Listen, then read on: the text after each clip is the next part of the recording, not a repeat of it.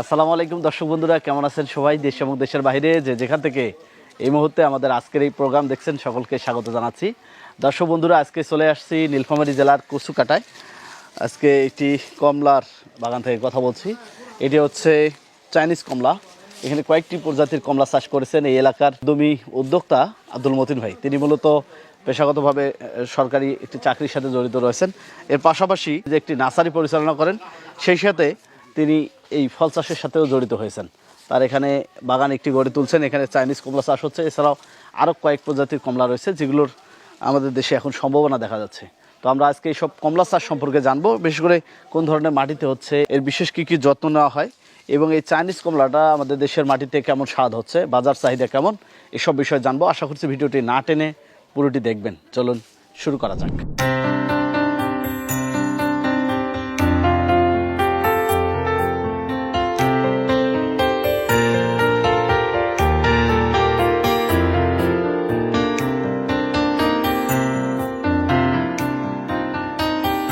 আসসালামু আলাইকুম। ওয়ালাইকুম আসসালাম ভাই, কেমন আছেন আপনি? আলহামদুলিল্লাহ। আপনি কেমন আছেন? আলহামদুলিল্লাহ। আজকে আপনার নার্সারি দেখতে এসেছি, কিন্তু এসে একটি ভিন্ন উদ্যোগ আপনার দেখতে পেলাম, ফল চাষ করতেছেন। জি ভাই। নার্সারি মালিক থেকে ফল চাষি কীভাবে হলেন, কতদিন আগে এই পরিকল্পনা আপনার মাথায় ছিল, একটু জানতে চাই।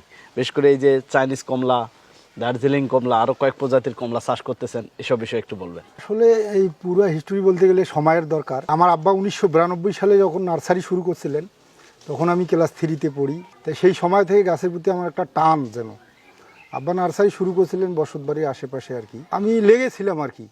তারপর এভাবে নার্সারিতে ছিলাম, 8ম শ্রেণীতে যখন পড়ি আসলাম, তখন অনেক বৃহৎ একটা নার্সারি আমার আব্বা শুরু করলেন 3-4 বিঘা জমির মধ্যে, আমাদের বাড়ি থেকে 3-4 কিলোমিটার দূরে কচুকাটায়। শুরু থেকেই আমি ছিলাম ওখান থেকেই। আমি এসএসসি পাস করলাম, ইন্টারমিডিয়েট পাস করলাম, তারপর BBA করলাম, শেষ পর্যায়ে গণপূর্ত বিভাগে চাকরি হলো। তো সেখান থেকেই আসলে গাছের প্রতি আমার একটা লোভ।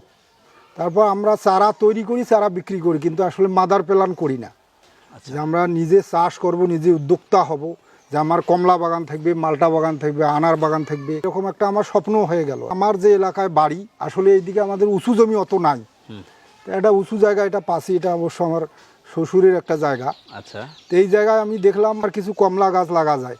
তো কমলা গাছটা আসলে 60% বা 40% ছায়ার মধ্যে কিন্তু কমলা গাছের ভালো হয় আর কি। ওখান থেকে আমি আসলে কমলার এই যে উদ্যোগ নেওয়া আর কি, লাগানো। মানে মোটামুটি অ্যাভারেজে চারা রোপণ করা 3 বছর আজকে, পূর্ণ হয় নাই এখনো।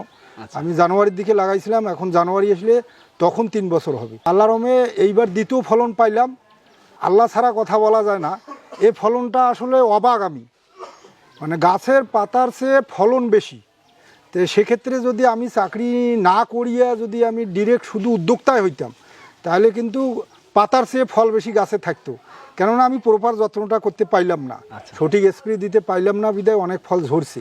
এতদিন তো চারা বিক্রি করছেন, নিজে আবার নিজেকে উদ্যোক্তাও তৈরি করেছেন এর পাশাপাশি। অবশ্যই চারাগুলো তো নিজস্ব নার্সারির চারা? হ্যাঁ, আমার নার্সারির চারা এগুলো। আচ্ছা, ওখানে তো কিছু মাদার গাছ আমরা দেখতে পেয়েছি, সেখান থেকে হয়তো কিছু চারা কলম নেওয়া হয়। এটা কি চাষের জন্য, বাণিজ্যিক চাষের জন্য? এটা বাণিজ্যিক চাষের উদ্দেশ্যেই করছি। আবার এখান থেকে আমি ছায়ন সংগ্রহ করি, গুটি কলম সংগ্রহ করি, নার্সারিতে রাখি। আচ্ছা, কতগুলো গাছ আছে এরকম চাইনিজ কমলার? আমার এখানে চাইনিজ কমলার মোটামুটি 3টা জাতের 14-15টা গাছ আছে এরকম। আমরা তো জানি যে চাইনিজ কমলা বলতে শুধু এইটাই না, চাইনিজ কমলা যেটা আপনার হাতে বা আমার পাশে যেটা দেখতেছেন, এটা হচ্ছে রামরঙ্গন কমলা। রামরঙ্গনটা বাণিজ্যিকের মধ্যে প্রথম সিরিয়াল। মাশাআল্লাহ, দেখার মতো, প্রত্যেকটা গাছে ফলন ভালো। তো কি স্বপ্ন দেখতেছেন বা সম্ভাবনা কি দেখতেছেন? এর আগে বাংলাদেশের অন্যান্য বাগানে ছুটে গিয়েছিলাম। ছুটে যাওয়ার পর আমি নিজে যখন উদ্যোক্তা হয়ে কমলা চাষ করলাম বা এরকম একটা রেজাল্ট পাইলাম, তাতে আমি মনে করি যে কেউ যদি লেগে থেকে কমলা চাষ করে, সঠিক পরিচর্যা করে, তাহলে কিন্তু বিদেশ থেকে কমলা আমদানি করার কোনো প্রশ্নই ওঠে না। উদ্যোক্তা হিসেবে আপনাকে যদি আমরা দেখি, সেই জায়গা থেকে নিজে চাষ করেছেন, নিজে ফলন ফলাচ্ছেন, এর অনুভূতিটা কি? আমি 1 মাস আগেই দেখছিলাম যে আসলে ব্যস্ত থাকি তো, নার্সারি আবার চাকরি সব দিক দিয়ে ব্যস্ত থাকার কারণে এই বাগানে এভাবে আসা হয় না।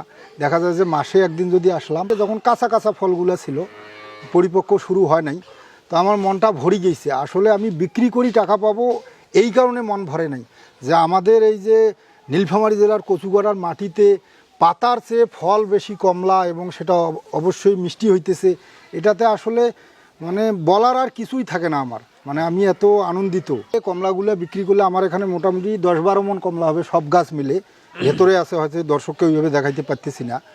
তো আমার কাছে মোটামুটি 4800 টাকা মন বলছে আর কি, এক মন মানে 40 কেজি 4800 টাকা পাইকারি বলছে। আচ্ছা, তাই আমি বলতেছি যে আসলে এই প্রথমবারে আমি ওইভাবে বিক্রি করব না, আমি এর বারে হয়তো 50 মন 100 মন যখন হবে তখন আমি বিক্রি করবো। এগুলো আমরা খাবো বা মানুষকে খাওয়াবো।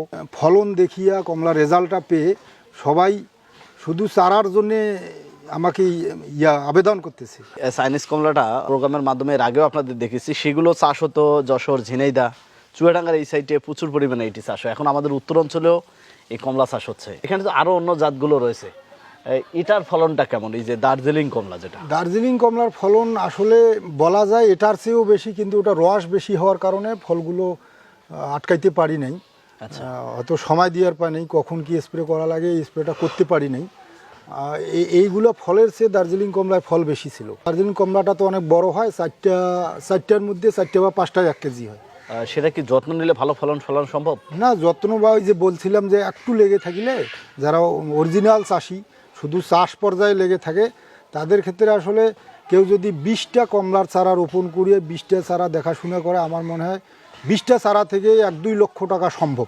এই আমরা বাজারে যে কমলাটা পাই, চাইনিজ কমলা আসে থোকায় থোকায় করে বিক্রি করে, এটাই কি সেই কমলা? জি, এটা তো সেই কমলা। আমাদের আচ্ছা। বাজারের কমলা আর এটার মধ্যে কোনো পার্থক্যই নাই। ডিসেম্বরের শেষের দিক একবারে অরিজিনাল কালার, এবং আল্লাহ রহমতে মার্কেটের কমলার চেয়েও বেশি মিষ্টি হবে। আচ্ছা, যেহেতু 3 বছর আগে লাগিয়েছিলেন, 3 বছর আগে কোন সময়টাতে এই গাছ রোপণ করছিলেন এবং গাছে ফল আসার আগ পর্যন্ত কি যত্ন নিতে হয়েছে? এই বছরে তো ভরপুর ফলন, এই বছরের পরিচর্যাগুলো কি ছিল একটু যদি সংক্ষিপ্ত আকারে বলতেন। মানে আমি 3 বছর আগে ডিসেম্বরের দিকে লাগাছিলাম আর কি, সময় পাই নাই। তো সেই বছরেই মুকুল আসলো, 2-1টা করে ফল হয়েছিল, তাতেই দেখছিলাম যে রেজাল্ট সম্ভব। তো এই বছরে মুকুল আসার পর ওই যে বলছিলাম সময় কম পাই, তা প্রথমবারে কিছু ওই যে র্যাডোমিল গোল্ড ছত্রাকনাশক এই স্প্রেগুলো করছিলাম, ফুল দিয়ে ভরে গেল।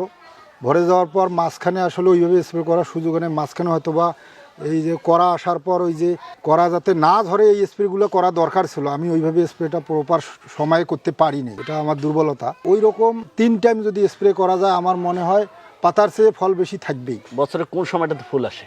এটা মোটামুটি জানুয়ারির শেষের দিকে মুকুল আসে। জানুয়ারির শেষের দিকে আসে। জানুয়ারির আবার ফলটা হারভেস্ট হবে কতদিন পরে?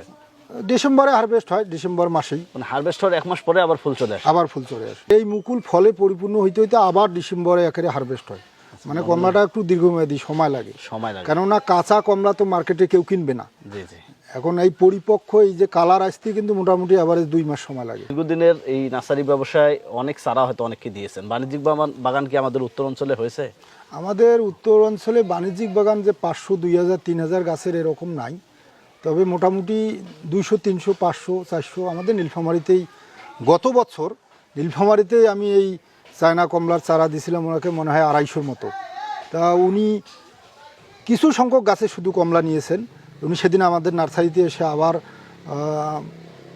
সাতকি কমলার চারা কিনলো। মোটামুটি 14-15 বিঘা জমিতে করছে নীলফামারীতেই আমাদের। তা মোটামুটি উনি বললো যে 2টা কমলার গাছ থেকে আমি 14,000 টাকা কমলা বিক্রি করছি, বাকিগুলো আমি ঝড়ে দিছিলাম গাছ বড় করার জন্য, প্রথমবারে নেয়নি।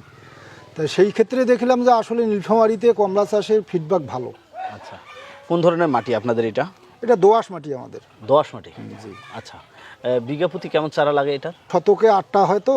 আচ্ছা, তাহলে সেক্ষেত্রে আমাদের এক এক জায়গায় 1 বিঘার পরিমাপ, আমাদের 30% বিঘা, তাহলে শতাংশে 8টা চারা, 8 ফিট পর 8টা। 1 বিঘা 30% বিঘা হলে 240টা চারা, 8 ফিট স্কোয়ারে। এতে খরচ কেমন হবে বিঘা প্রতি চাষে? দেখা গেল 240টা চারা যদি আমাদের আদর্শ মানিক নার্সারি থেকে কেউ নেয়, 2 বছর বয়সের যদি চারা নেয়, সেক্ষেত্রে সর্বোচ্চ 300 টাকা দাম। দেখা গেল যে 50-60 হাজার টাকার মধ্যে চারা পেয়ে গেল। টোটালে যদি 70 থেকে 80 হাজার টাকা 1 বিঘায় খরচ করে, পুষ্ট চারাগুলো কিন্তু 1 বছর পরেই ফল নেওয়া সম্ভব।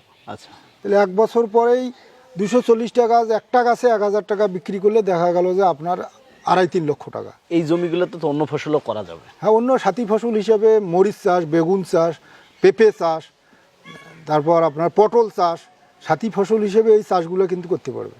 কৃষিতে কি এই ধরনের নতুন কিছু করার আরও কোনো পরিকল্পনা রয়েছে?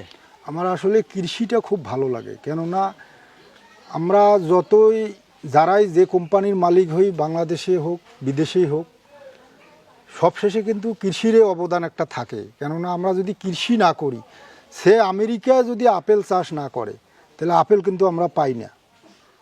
তো সুতরাং এই যে চাষটা আমাদেরকে নিজে করতে হবে। আমরা যদি ধান চাষ না করি তাহলে আমার 50 কোটি টাকা আমার আছে স্টকে, কিন্তু ধান চাষ করলো না, আমরা কি খাইতে পাবো? সুতরাং কৃষির অবদান কোনোভাবেই ছোট আকারে দেখা যাবে না। আমি আশা করি 25 সালে আপনাদেরকে 20 প্রকার জাতের আনারের একটা বাগান আমি তৈরি করতেছি, প্রসেস করতেছি।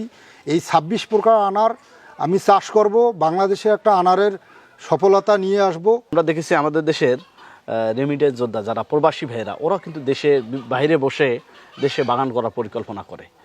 দেশের কৃষকদের পাশাপাশি প্রবাসীদের উদ্দেশ্যে কি বলা থাকবে একটু যদি বলেন। বাংলাদেশে কেউ যদি কোটিপতি, তারা বিদেশে পাড়ি জমায়, দেশের টাকা বিদেশে নিয়ে যায়, কিন্তু প্রবাসী ভাইরা অক্লান্ত পরিশ্রম করে, বিদেশের টাকা ইনকাম করে, দেশে পাঠায় পরিবারের জন্য, দেশের জন্য। দেশ স্বাধীন 1971 সালে হয়েছে, যার স্বাধীন হয়েছে, কিন্তু বিদেশ থেকে টাকা ইনকাম করতেছে কারা? প্রবাসী ভাইরা। প্রবাসী ভাইরা দেশের জন্য একেবারে অঢেল সম্পদ, দেশের নিবেদিত প্রাণ। গত 1 বছরে আমার নার্সারি সাইডটা যদি তুলে ধরি, যদি আমার বিক্রি হয় সে 10 লাখ, তা প্রবাসী ভাইদের কাছে বিক্রি করছি 6 লাখ। সুতরাং প্রবাসী ভাইদের কথা বলতে গেলে 2-4 দিন ধরে বলতে হয়। প্রবাসী ভাইদের যে অবদান, এটাও অতুলনীয়। এই দিক থেকে যদি চিন্তা করি, আর প্রবাসী ভাইরা যদি এরকম যেমন কমলা, আনার, মালটা, এই যে মোটামুটি যে আমরা বিদেশ থেকে যে ফলগুলো আমদানি করি খাই, তারা যদি এই ফলগুলা চাষে উদ্বুদ্ধ হয়, বাংলাদেশে চাষ করে, তাহলে কিন্তু আমার মনে হয় বাংলাদেশ আরও এগিয়ে যাবে। পুষ্টির যে একটা চাহিদা, এটাও পূরণ হবে, বনভূমির চাহিদাটাও পূরণ হবে। এজন্য প্রবাসী ভাইদের কাছে আমার একটা আবেদন, তারা এই বিভিন্ন ফল, যে এই কমলা চাষ, এই চাষে উদ্বুদ্ধ হলে আমার মনে হয় আমরা সবাই উপকৃত হতাম। আপনাকে অসংখ্য ধন্যবাদ, আমাদের মূল্যবান সময় দিলেন। আপনি অনেক ব্যস্ত থাকেন, পেশাগত কারণে হয়তো সময় এখানে কম দিতে পারেন, এরপরও আমরা মাঝে মাঝে আপনার কাছে সময় নেই। আমরা চাই যে এই ধরনের নতুন চাষগুলো আমাদের দেশে আসুক এবং কৃষকরা এগুলো চাষাবাদ করে তারা স্বাবলম্বী হোক এবং আমাদের দেশের কৃষি অর্থনীতি সমৃদ্ধ হোক। ভবিষ্যতে আরও ভালো কিছু করবেন এই আশাবাদ ব্যক্ত রেখে বিদায় নিচ্ছি। আসসালামু আলাইকুম। ওয়ালাইকুম আসসালাম। দর্শকদের একটা কথা শেষ পর্যায়ে বলি, আমি প্রত্যেকটা প্রকৃতি প্রেমিককে আমার সালাম জানিয়ে, অভিনন্দন জানিয়ে, এবং বাংলাদেশের কৃষি এবং এই যে আমাদের নার্সারি যে সেক্টর, গাছপালা লাগানোকে আগ্রহী হয়ে উঠতে অভিনন্দন জানিয়ে আমি শেষ করলাম। আসসালামু আলাইকুম।